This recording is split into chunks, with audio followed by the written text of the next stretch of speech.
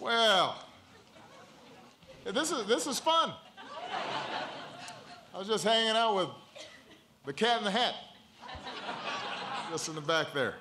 Hello, everybody. Hello. Let me start by acknowledging two of North Carolina's champions in Congress who flew down with me. Alma Adams is here. Give her a big round of applause. There she is. And David Price. Where's David? And your own outstanding mayor, Dan Felter, is here. Where's Dan? Right. I want to thank Diana for the introduction. I'm actually here because Diana sent me a letter, and I wanted to reply in person. And I want to thank Lisa and everybody who helped put this together. Let me just read an excerpt of what Diana wrote me. As part of the middle class, I know how it feels to work hard every day, and even with a college education and a full-time job, find it harder and harder to make ends meet. Now, I think it's fair to say that what Diana said is true for so many people here in North Carolina and all across the country. It's the kind of letter that I get all the time from people who ask one thing, that in America, their hard work and their sense of responsibility is rewarded with a chance to get ahead. And I know it's on the minds of working moms every day. Yes, it is, and you too. Yes, I know.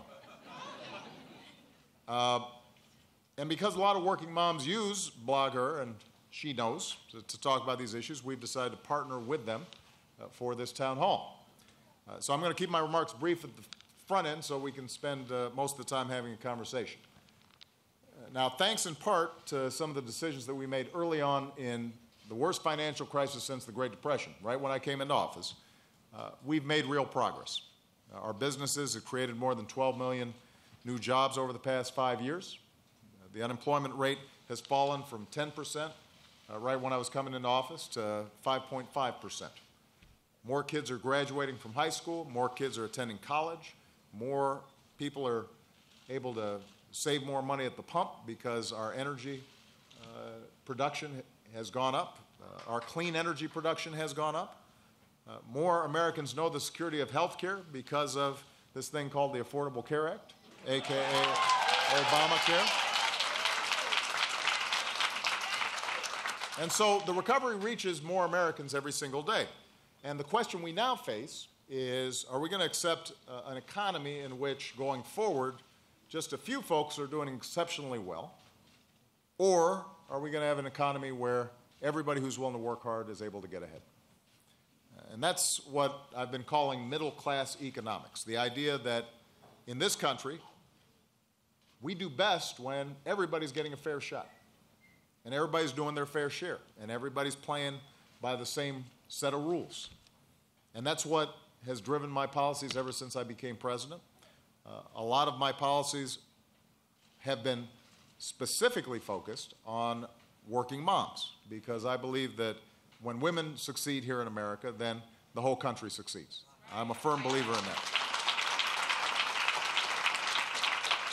Now, part of middle-class economics means helping working families feel more economically secure in this global, technologically driven, constantly changing economy, which is why my budget puts forward proposals to lower the taxes for working families who are trying to pay for things like childcare and college and retirement.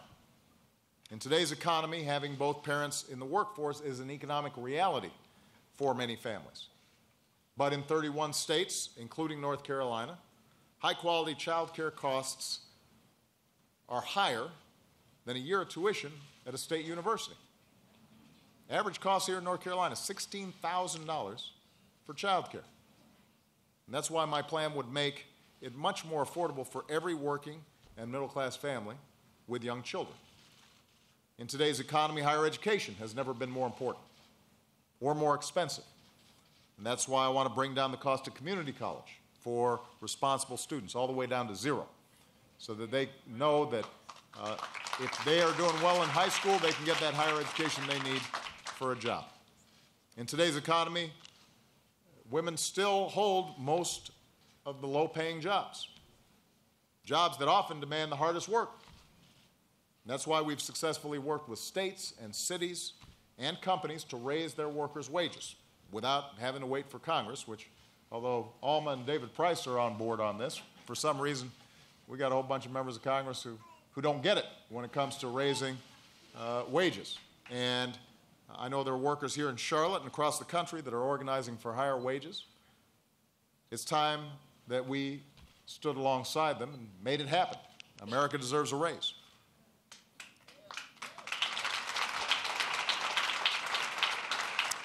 Now, it is significant that today is tax day. If you haven't filed.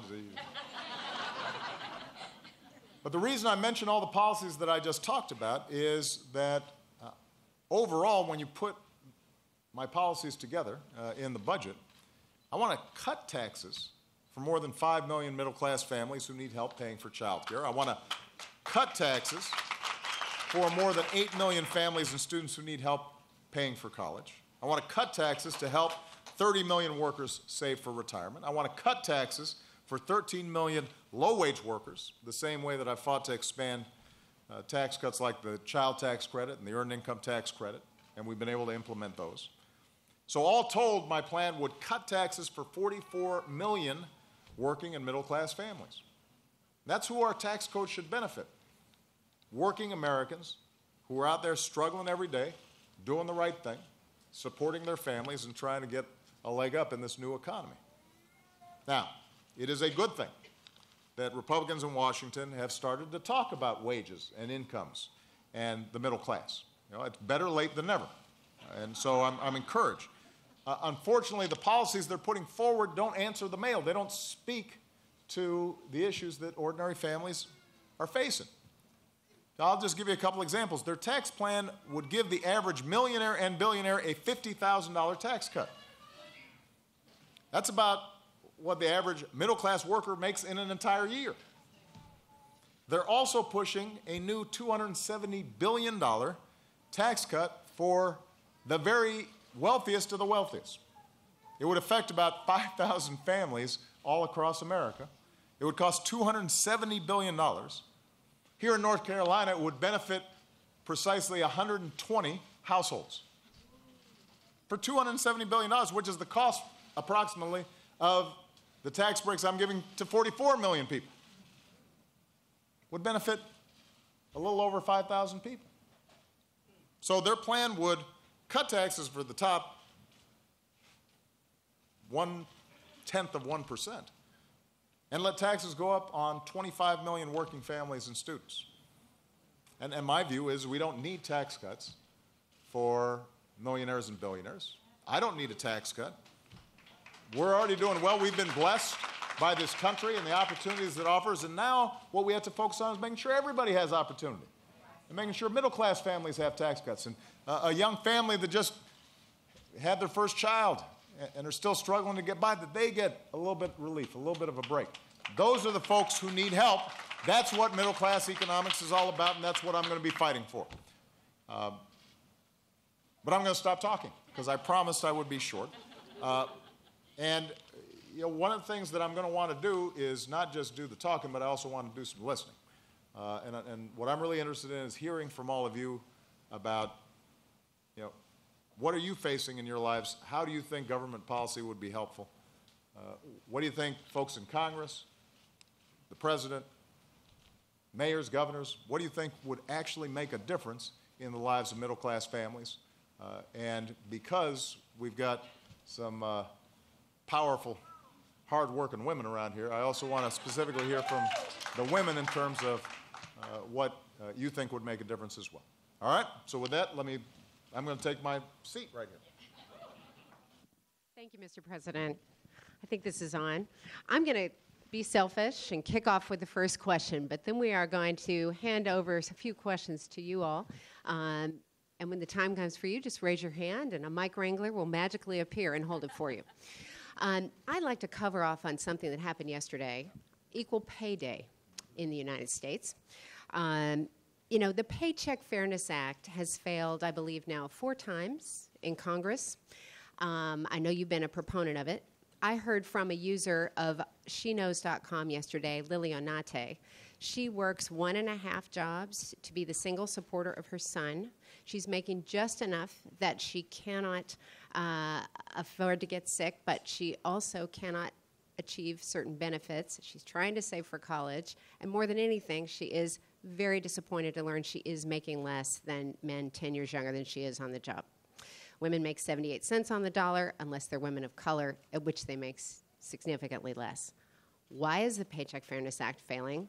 And does someone dispute the existence of the pay difference? The reason we haven't gotten it done is because Republicans in Congress have blocked it. And some of them do dispute that it's a problem. I mean, many say, it's a woman's choice that is resulting in women getting paid less than men. Lifestyle decisions, and they'd rather stay at home or they'd rather work part-time or what have you. Now, understand that the whole point of equal pay is people doing the same job and getting paid less. That's the problem. The Paycheck Fairness Act would say not that women should get paid more or the same if they're doing less work. It's saying they should get paid the same for doing the same work. Now, this should be a no-brainer. There's some things that are conceptually complicated. There are other things that are pretty simple. If you got two people doing the same job, they should get paid the same. And, this is personal for me because I think a lot of people are aware. Now, I was raised by a single mom who worked, went to school, got her advanced degree, and helped to raise me and my sister. And we also got help from my grandparents, and actually the main breadwinner in our entire family was my grandmother. And she's a great story. Grew up in Kansas. My grandfather went to fight in World War II in Europe. When he came back, he got benefits of the GI Bill, but she was Rosie the Riveter. She was working back home on an assembly line, and she didn't get, unfortunately, benefits the way we set up the post 9/11 GI Bill, where spouses and family members can get help as well. So she never got a college education, but she was smarter than my grandfather. I apologize, Gramps, but I think everybody who knew her understood that. She got a job as a secretary, worked her way up, became the vice president of a bank, but then hit the glass ceiling, and for the next 20 years kept on training younger men who came up and would end up going ahead of her, including the presidents of the banks. And that was pretty typical at that time. The question is, why is it still typical now? I've got two daughters. I expect them to be treated the same as somebody else's sons when it comes to their opportunities on the job. So what we did when I came into office, we passed something called the Lilly Ledbetter Act, named after a good friend of mine, Lilly Ledbetter, who had worked for years and found out long into her work that she had been getting paid all these years less than men, substantially. She brought suit. They said, well, it's too late to file suit because you should have filed suit right when it started happening. She said, I just found out. They said, it doesn't matter. So we changed that law to allow somebody like Lilly, when they find out, to finally be able to go ahead and file suit. What we also did then is I signed what's called an executive order that said if you want to be a federal contractor with us, then you've got to allow your employees to share compensation data, because a lot of companies discourage or even penalize employees for telling each other what they're getting paid, in part because they don't want everybody finding out that maybe the men are getting paid more than the women for doing the same job. So we said, you want to work for the federal government, you can't do that. But we still need to get this Paycheck Fairness Act passed, and it really is just a matter of convincing a number of Republicans to recognize that they've got daughters too, they've got spouses, and at a time when the majority of families have both spouses working, or if you've got a single parent, that's most likely to be a single mom working. This is an economic issue. It's a family issue. It's not just a women's issue. Families are going to be better off. Let me tell you. Now, Michelle would point out first ladies get paid nothing. So there's clearly not equal pay in the White House when it comes to her and me. But before we were in the White House, I wanted to make sure Michelle got paid as much as she could. I want a big paycheck for Michelle. That wasn't a women's issue. If she had a bigger paycheck, that made us able to pay the bills. Why would I want my spouse or my daughter discriminated against? That doesn't make any sense. So this should be a no-brainer, and hopefully we're just going to keep on pushing until the light bulb goes off above the heads of some of these Republican friends of mine. Well, I'd like to see some hands from people in the audience who are interested in asking a question. Go ahead. Yes, ma'am. Please stand up. Yeah.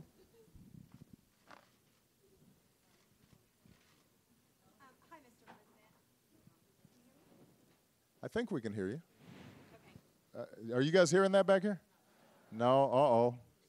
Well, why don't Testing, we 1, work 2, on 3. that mic and we'll... Well, well, hold on a second. No, I mean, she, you know, this stretches.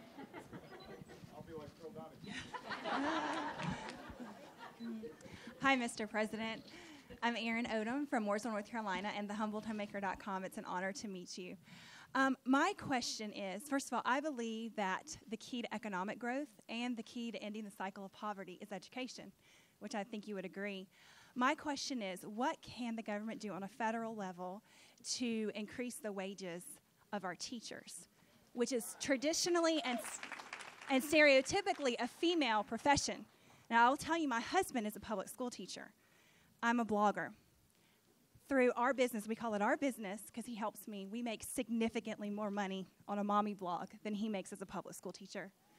For 3 years, we were on government aid, and I'm thankful we had that so that we could survive through our WIC checks, through Medicaid.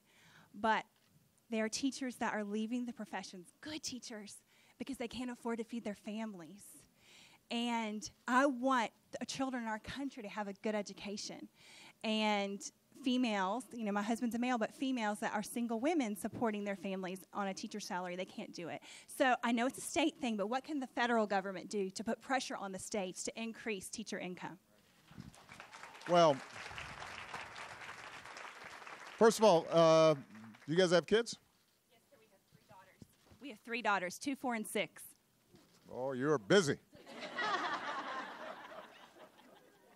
2, 4, and 6. Do you bring them here? That's pretty nice. I was saying it before I came out here, I love those days when Malia and Sasha were that age and I could come hang out at these places. Plus, you could go to all the movies like Monsters, Inc. and stuff, and I love those movies. Toy Story, and people didn't think you were weird watching them because you had 2 little kids. You know, your point about teachers is absolutely right. And you're also right that historically this has been a state issue. Schools are generally funded through the state and typically through property taxes. And the federal government's total education budget accounts for about 7% of total education spending. And you know, one of the things that we think is really important is making sure that the federal government, in providing assistance to school districts, encourages states to do their fair share as well. And in fact, there was a debate that was taking place because the House Republicans were talking about changing the formula where federal state aid was provided so that it would be okay to take federal aid and then reduce the amount of state dollars that were going to education and pay for tax cuts for somebody else, and then teachers would be no better off. But I'll be honest with you, the primary way that we can have an impact at the federal level is to point out states that are doing better and states that are doing worse, and to talk about the importance of teachers in our economic growth and our society. My sister was a teacher, and so I know how little she got paid. It's hard to support a family, and there are a lot of young people who are really talented who want to go into teaching in places like Korea and Finland, where the education system is really doing well. Teachers are paid at the level that doctors and engineers are paid, and it is respected as a profession.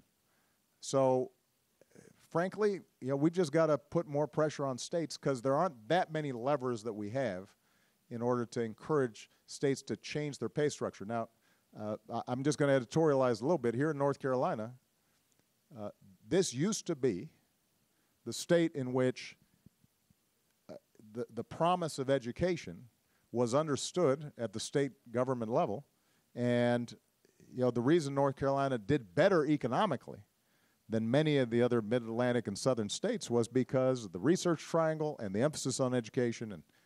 And my good friend Jim Hunt, the governor, who used to place such a big emphasis on it. Funding now here in the state and teacher pay is ranking as low as it gets. And so, part of it is just pointing that out and hopefully understanding this shouldn't be a partisan issue. It shouldn't matter whether you're a Republican or Democrat. You should want to make sure that schools are successful, and that requires teachers that are motivated, have professional training, but are also making enough of a living that they can afford a middle-class lifestyle. Picking up on that, Erin mentioned that she has 2, 4, and 6-year-olds. We surveyed 57 different moms here in the Charlotte greater area, and their primary concern was family-friendly policies. They feel that they are particularly struggling with early childhood. We had a question online from Feminista Jones who said, the U.S. is behind other countries have been successful in developing paid maternity leave, in some cases paternity leave. We are not investing in the first 5 years of childhood to the same tune as some of our international economic competitors. What is the solution for that? The solution is for us to expand access to early childhood education. Here's what we know. We know this is the smartest investment we can make as a society. Every dollar we put into high-quality early childhood education, we get $7 back in reduced teen pregnancy, improved graduation rates, improved performance in school, reduced incarceration rates. The society as a whole does better. And this is not just a problem for the poorest of the poor, although that obviously is a very important factor, because you've got a lot of single moms out there. If we want to get them into the workforce, they've got to feel like there's some reliable child care.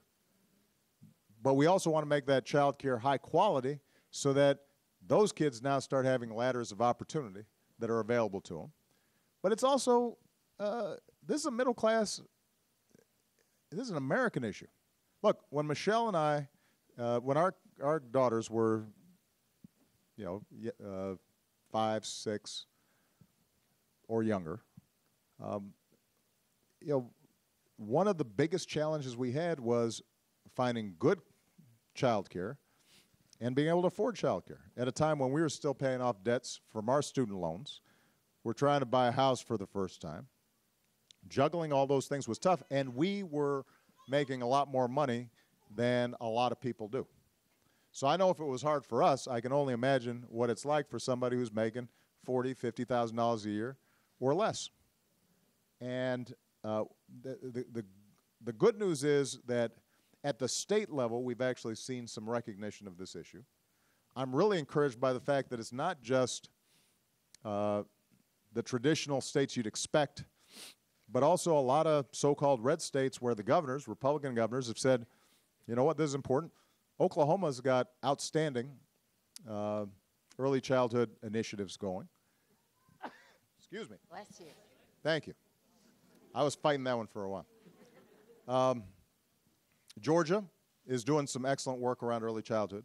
So what we've been doing is actually providing some early childhood education grants through the Department of Education to try to help put together public-private partnerships to get state and federal money so that we can develop models of outstanding early childhood education and show what a difference it can make. And it can make a huge difference in terms of long-term performance.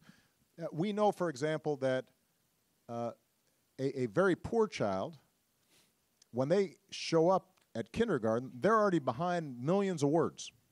They've just heard so much less vocabulary that there's a gap that needs to be closed. But we also know that if there's a high-quality early childhood education program, particularly ones that are working with the parents, then even a parent who didn't graduate from high school, if they're talking to their child and they're getting support and the child is at a high-quality early childhood level, that gap can close pretty quickly because kids are resilient, you know, and they'll soak up like a sponge what they're getting.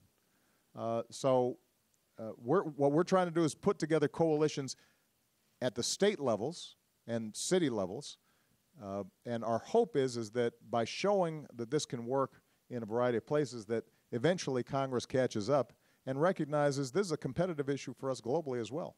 You know, in France, the early childhood programs are so good that everybody, the wealthiest as well as the poorest, all send their kids to these early childhood education programs, and the teachers there aren't just babysitters, they are professionally trained in early childhood development, and it really pays off. It's a great way for us to make sure every child gets opportunity in this country and to relieve some pressure from parents who have to work. Thank you. Other questions? I want to make sure we're... Yes, ma'am, in the red. Hold on. Let's get a mic so we can hear you. Hi, my name is Colette Forrest, and I'm a single parent here in Charlotte, North Carolina. I used to receive a child care voucher, so I know how important it is. But when the Republicanly controlled legislature took over, we lost it. And a lot of fellow sisters that are with me, we had to make choices whether or not to pay for before school care or after school care because we had to work and we needed it. How can you help us? Well, now this was not a plant, but it so happens that we're actually proposing as part of my budget package to triple the child credit, which would translate to potentially an additional $900 a year for childcare. And that's going to make a big difference in a lot of families. You know, so at the federal level at least, this should be one of our top budget priorities. And you know, it is in everybody's interest to make sure that our kids, and I say our because the one thing I really believe is that even if you're single, even if your kids are grown, even if your kids are like mine on their way to college soon and think I'm boring and don't want to hang out with me as much as they used to, that your kid is important to me too. And that's not out of charity. That's because your child, is it a son or a daughter? An 8-year-old son. You know, your son, if he's doing well, that means he's paying taxes. That means he's contributing to society. He's staying out of trouble. That's a good investment for me. So we want to make sure that those families who are working hard, doing the right thing, that they get some tax relief. And we can afford this. The one thing I want to emphasize, because sometimes when we talk about things like early childhood, people say, well, that'd be nice, but we can't afford it. Well, the truth is if we closed a few corporate tax loopholes that are not contributing to the economy right now, then we could afford it without increasing the deficit. And I want to make this point, even though it's a little off topic, but it oftentimes is the backdrop against which these debates take place. You know, if you listen to some of my political critics, they always want to paint me or the Democratic Party as this tax and spend and, you know, irresponsible. And let me say this. Since I came into office, the federal deficit's come down by 2/3. It hasn't gone up. It's come down by 2/3.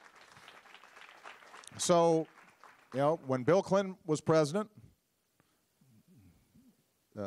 budget got balanced, and we had low deficits. Then somebody else came in, and deficits started going up. And then I came in, and I inherited this huge recession that drove up the deficits. And then we started whittling them down, even as we were expanding the earned income tax credit, even as we were expanding Pell Grants. Because part of what we did was we said, well, let's make sure the tax code is fair. Let's make sure that we're eliminating programs that don't work to help middle-class families. There are ways to afford in our budget what needs to be done to help middle-class families without blowing up the deficit, but it does require us making up some choices, which is why when I hear a proposal from the House Republicans to reduce what we call the trust fund loophole so that the top 0.1% are getting a tax break. Literally, fewer than 6,000 families benefit from this. Because right now, the way it works is you don't even pay this tax until you already have $5.5 million or $11 million for a couple. And we're going to give those folks a tax break for $270 billion. And all that money we could be spending, we could provide tax credits for childcare or for kids wanting to go to college. You got to have some priorities here. It turns out that as president, you end up knowing a lot of people, including a lot of rich people. Some of them are big supporters of mine, good friends of mine. Warren Buffett's a great friend of mine. Warren Buffett doesn't need a tax break. He really doesn't. He has too much money to spend. He can't spend it all. Even with all the money he's given away, he still can't spend it all. So why would we be giving him a tax break when there are a whole bunch of families who need help? And this is something that we really have to focus on. And as I said, it shouldn't even be a partisan issue. It's just a matter of common sense and fairness. Mr. President, you were just talking about some of the nation's leading wealthy and also a little bit of corporate responsibility. I want to ask you about the private enterprise and their role. I am visiting beautiful North Carolina today from Silicon Valley, where for the past year, unfortunately, it seems the Valley has become a poster child for the challenges women are having penetrating the leadership of some of our best technology companies. Women are lacking in venture capital firms. We're not running as many companies. We're not in the leadership pipeline. We're not in the engineering product groups in the same number. In fact, we are not getting as many STEM-related majors as we used to. So when I think about some of the responsibilities you're saying the government has, I would ask you, what is the economic risk, either in Silicon Valley or here in the entire American economy competitively, to having fewer women empowered in both leadership positions at home and in corporate America? What are we giving up in the economy? Product benefits? Insight? Well, let me use a sports analogy since I'm in North Carolina. There's pretty good basketball here in North Carolina. And perhaps, sir, I'm off base. No, oh. Did everybody catch that off base? You guys,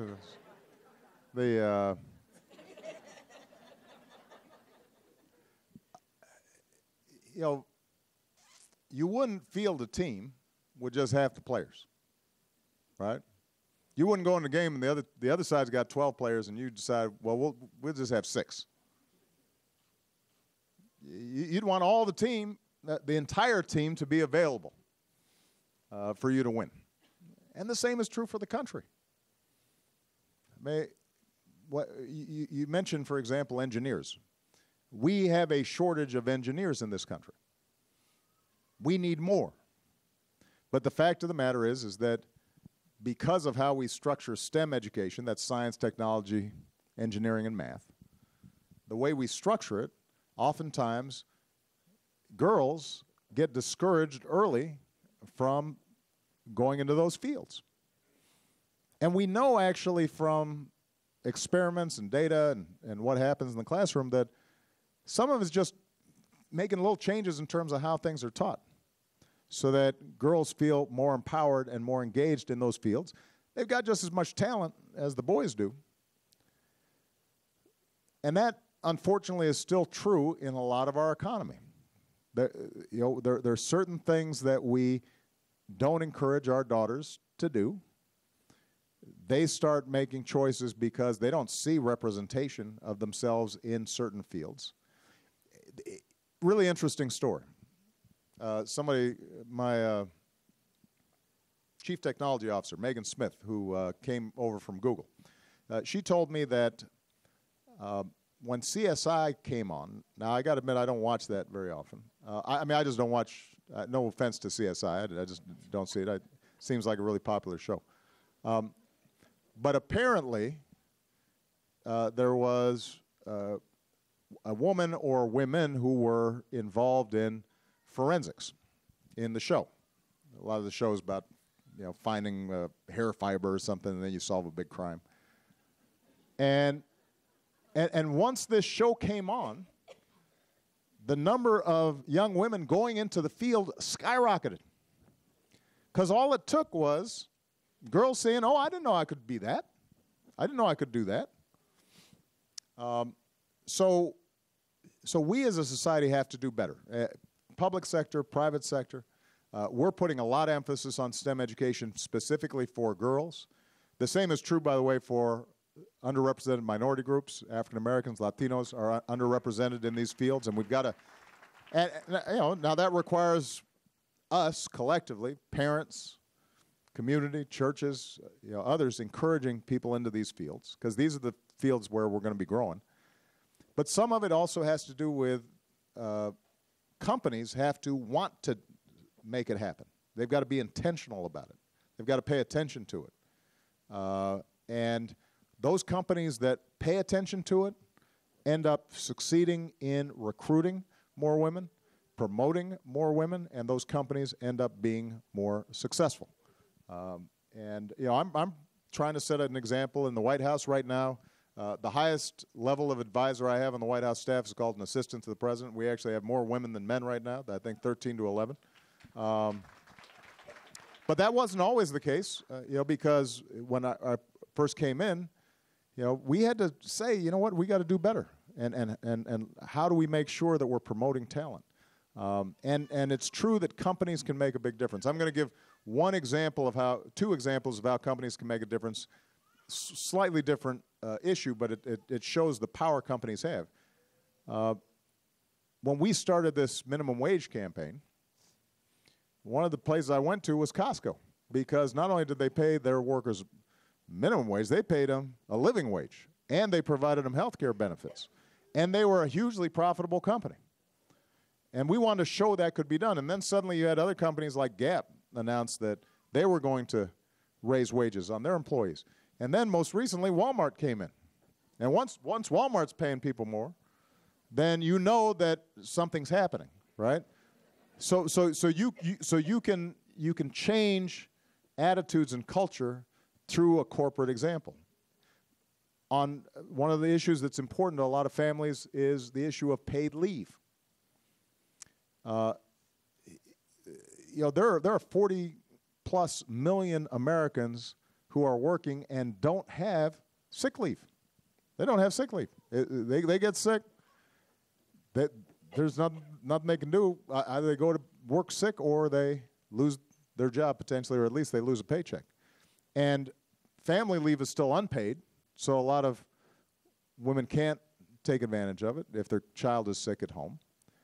Well, recently Microsoft just announced that not only does it make sure that it has strong sick leave and paid leave, but it's actually only going to do business with contractors that do the same thing.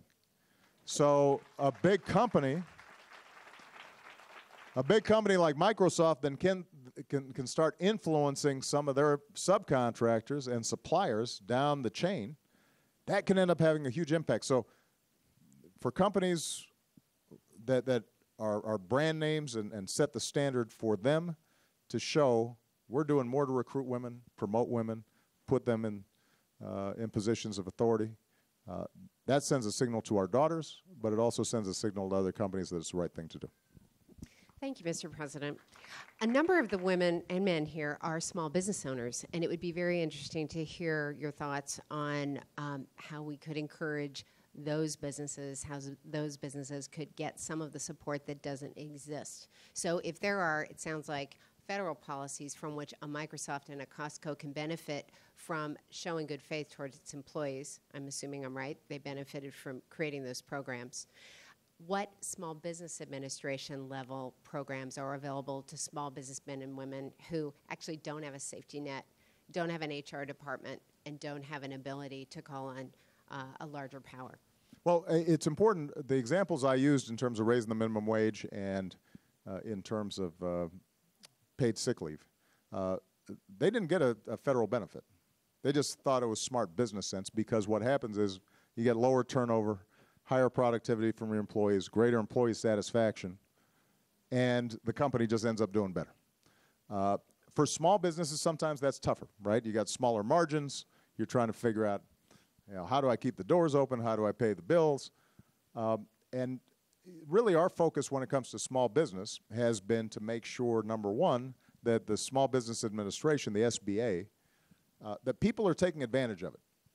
Because there are a lot of programs focused. The biggest problem a lot of small businesses have is in financing. And when I first came into office, small businesses were the ones that were getting hit the worst by the Great Recession. So we actually eliminated fees and made it easier for small business to get loans, and that helped a whole lot of small businesses get back on their feet. And we're continuing to try to expand outreach to let small businesses know how they can take advantage of financing through the SBA, and to try to reduce the paperwork and the hassle that's involved in taking out a loan. That's hugely important. We're also focusing specifically on women-owned businesses and how we can make sure that they are networked and able to access financing. And then the federal government's a huge purchaser. We're just we're the biggest customer in the world. We buy a lot of stuff. We buy everything. There's all kinds of stuff. At the Pentagon alone, I mean, you think about the Pentagon annual budget is well over $500 billion. It's the largest organization on earth. And that means it's got some purchasing power. So part of what we've been doing is working with the heads of our agencies, saying, you've got to do more to make sure that opportunities are opened up. And a lot of times it's as simple as, for example, breaking up contracts so that they're in bite-sized pieces so that small businesses can take advantage of them. Because a lot of times, traditionally what's happened is they'll put out a contract for, pencils, and it'll be like 40 million pencils. And a small business can't bid on 40 million pencils, but if you say, well, why don't we chop this up so that small businesses can actually bid on it, that ends up making a big difference. And through the use of our purchasing power, our market power, we're trying to also encourage more women-owned businesses and minority-owned businesses to be able to just get their foot in the door and show what they can do. Keep in mind, every big business started as a small business, right? And we want to make sure that we're continuing to innovate in our economy. That's how ultimately jobs get created. Thank you, sir. Other questions? Yes, ma'am, in the red hat, please. Hi, Mr. President. My name is Jonette Harper, and I am the co-founder of Sarcoidosis of North Carolina, and I'm pretty sure you are familiar with sarcoidosis. There are a lot of people in our group, including myself, who started out in life young, who thought everything was going to go their way. First of all, you're still young, but I just want to. Thank you. All right, you made it sound like, geez. No, I'm proud. I'm a proud World's passed you by. 47-year-old woman. Thank you very much. But it's a lot of the people in the group who had their lives ahead of them, wanted to do big things, and they got sick. Now, along with other diseases like sarcoidosis, is an invisible chronic illness. A lot of companies can't tell by looking at someone when they're sick. So a lot of mothers, as well as fathers, because men get sarcoidosis also, but a lot of them are put aside or given jobs that they know that they can't, which they're forced out of the workforce. My question to you is there any, or will there be any opportunity to give companies either tax credits or something that will encourage them to hire people with who are on disability, who their families break up, their children worry about college because mom can't keep a job because she's always sick?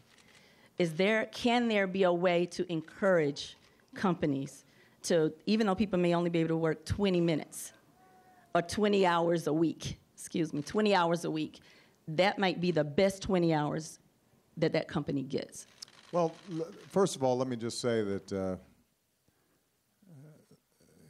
this is an example of why I've always felt like healthcare can't be a privilege. It's got to be a right in this country, and this is why we passed the Affordable Care Act, to make sure that we start building a health care system instead of a disease care system, that we start focusing on prevention, that we empower people to take care of their health better, get regular checkups, mammograms, all the things that we know can contribute to long-term health. And I'm very proud of the millions of people who are being helped. And it's working. For all the criticisms and all the political ups and downs and all the me getting beat up about it, the fact of the matter is you got more than 16 million people who got health insurance who didn't have it before. You've got health insurance, uninsured rates have gone down drastically. And by the way, the cost has been lower than anybody projected. Healthcare inflation has gone up at its slowest rate in 50 years.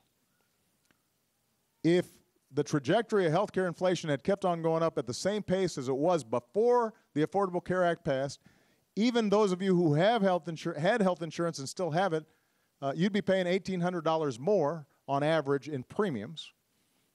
You're saving that money even though you don't know it. And you're protected from pre-existing conditions, so if you lose your job, you can always assure yourself that you're going to get health insurance coverage. Insurers can't discriminate against you because you've got, for example, a chronic illness. So that's been very important. Now, in terms of somebody who does have a chronic illness and they have disability, each case is going to be different. There are laws in place, the Americans with Disabilities Act, that protects people who are officially disabled from being discriminated against, and employers have to find accommodations where possible. But what we also need to do is to see if we can work with companies to identify some of these illnesses and get them educated, because sometimes it's just misinformation in terms of them knowing what a person can or cannot do.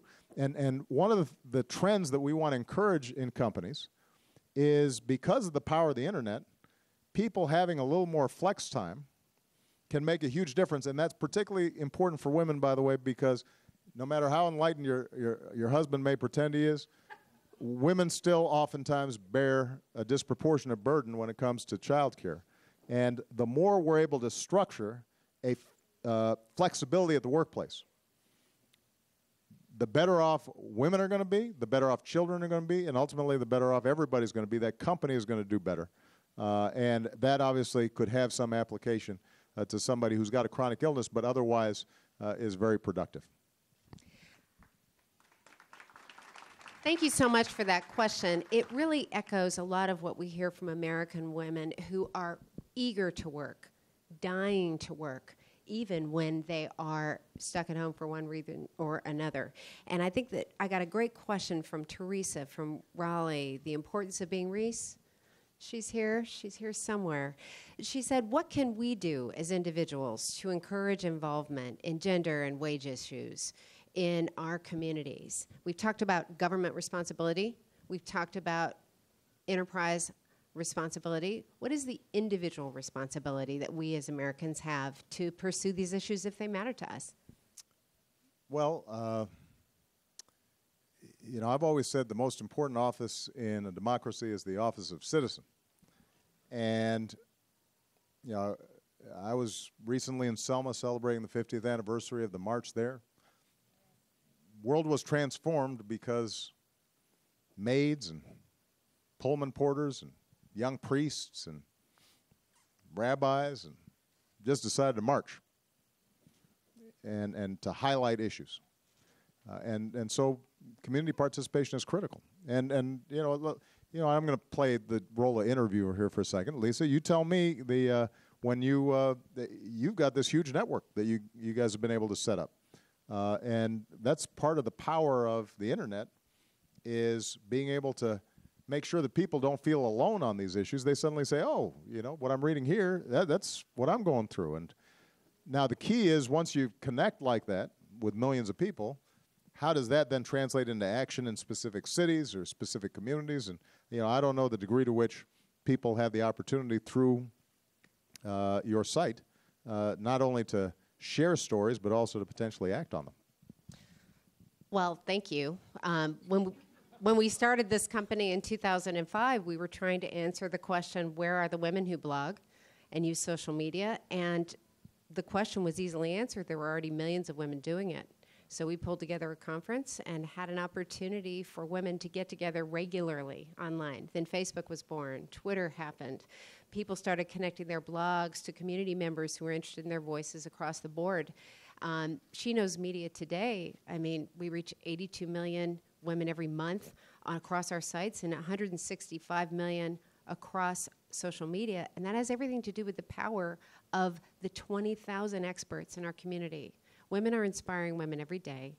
And it's very interesting to see the use of the hashtag and the use of social media to literally lean into what they care about. Right. And we may lean in so hard that we fall over, but it doesn't mean that we aren't in there every day. So, for example, the hashtag Obama Town Hall that we're working with today, we've had questions come in nationally and internationally for you and for each other about priorities. So it's interesting. For a long time, people wanted to make us a mommy blogger network, when in fact, parenting is just one of the many things I see American women caring enormously about. Absolutely. Thank you for asking. Good. We got a young person here. This young lady right here. Yeah. Oh, see, you can't do that now. Well, you're trying to drop an assist over here. These are the ladies. All right. Now, what's the team? We're from Johnson & Wales University ladies basketball team. Okay. So this must be your point guard here. One of them. Yeah, because she took the ball and.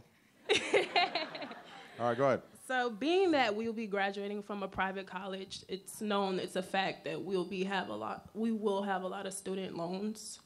And my question to you is there something that will be done to alleviate the bind that's going to be pushed on our backs after we graduate, or that can help students that are economically inclined, less economically inclined? Right. What year are you in school? I'm a junior. Okay. So how many juniors we have? How many seniors? So Freshmen, junior, seniors, junior, senior, junior. Well, 3 juniors and then everyone else is freshmen. Okay. You got a young team. That's good. It's our first year. First year. Fantastic. This is something that, along with childcare, college, and retirement, those are probably the 3 things that people feel so much pressure on, and sometimes they feel pressure at the same time. We had so many student loans, Michelle and I, when we got married, that paying back student loans was more than our mortgage at a time when we were already starting to try to save for Malia and Sasha's education. So families feel like, I don't know, even if I'm saving a little bit, what pot do I put it in? And this is part of the reason why we expanded Pell Grants so that we tried to get more grants, fewer loans.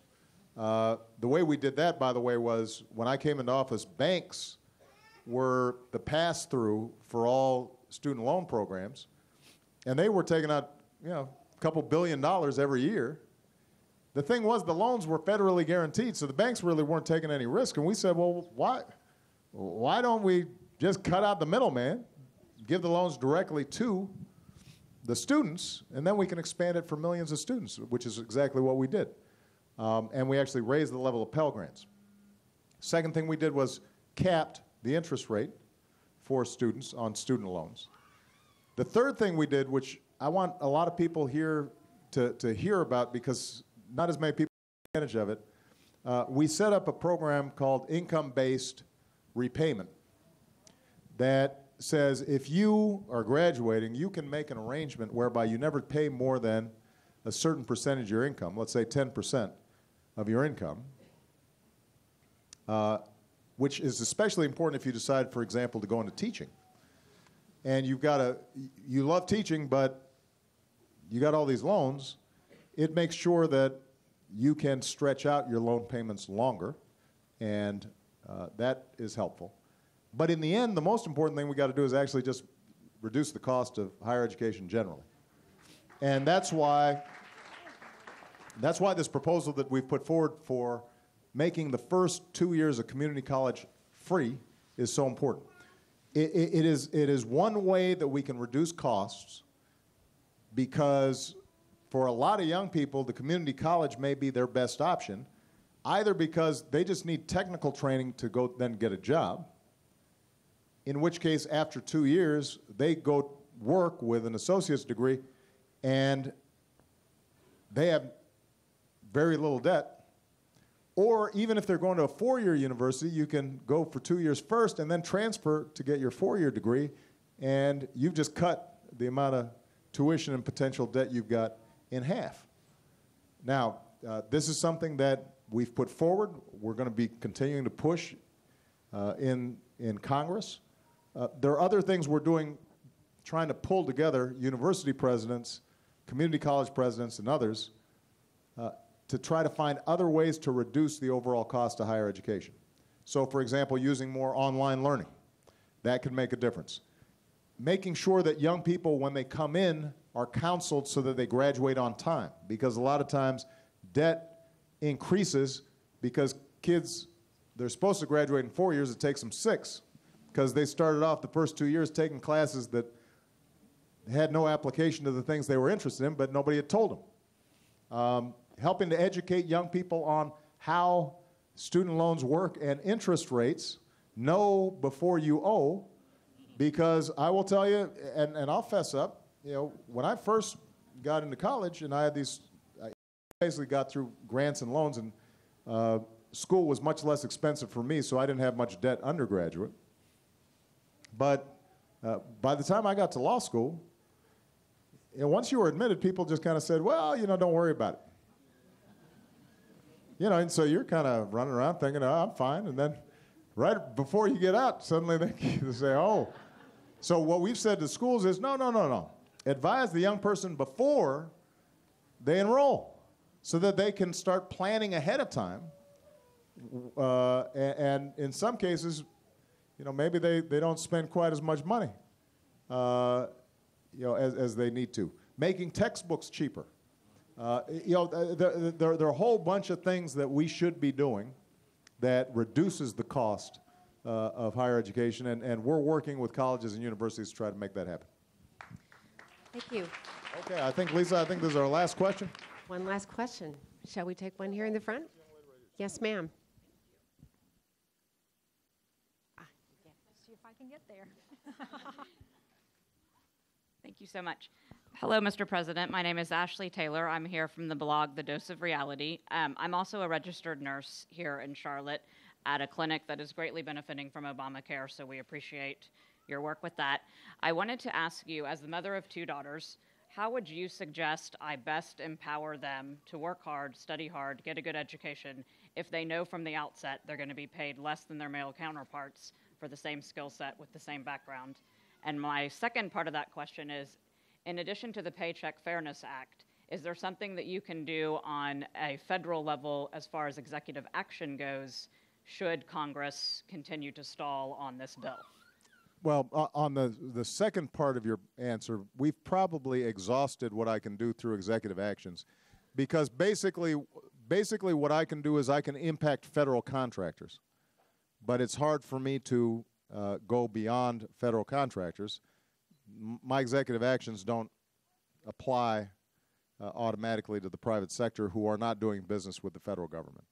But I think what we need to do is just build a movement. Build political pressure, educate people, make sure that women know and husbands know that this is a family issue and an economic issue. And the thing is, if you ask anybody, I don't care if they're Democrat, Republican, Independent, if you ask them what's fair, they'd say, well, women should be paid the same as men. But it becomes somehow this political issue. This is not political. I mean, there's some areas that are tough where there really is differences of opinion in this country about issues.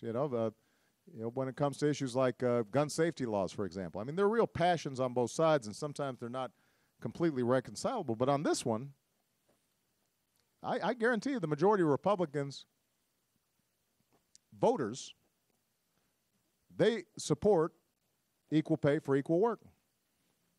But when it gets to Congress, somehow it becomes a political issue. We've got to stop that. In terms of your daughters, look, you've got to remind your daughters that things aren't always perfectly fair, but people who are determined can make them fair. America's not perfect, but it's a lot better than it was when my grandmother was trying to come up in that bank and hit that glass ceiling. Today, she would have probably been able to get a college education and would have been more likely to run that bank than she was 30 years ago. So, the way things get better is by that next generation taking ownership and being inspired and seeing their mom working a tough shift and then going out there and still rabble-rousing. And that's what we want. We want all these young people on the basketball team and young ladies who are in attendance here. We want them to feel like the world is wide open to you. You can remake this thing. Ultimately, at some point, you guys are going to be in charge. And so we want to not send a message to them that somehow they're limited. We want to tell them what I tell Malia and Sasha, which is there's nothing you can't do because they're already smarter than me as well as better looking, which is why I married Michelle, to improve my gene pool. So, listen, this has been great. Thank you, Mr. President. Thank you so much for joining us here.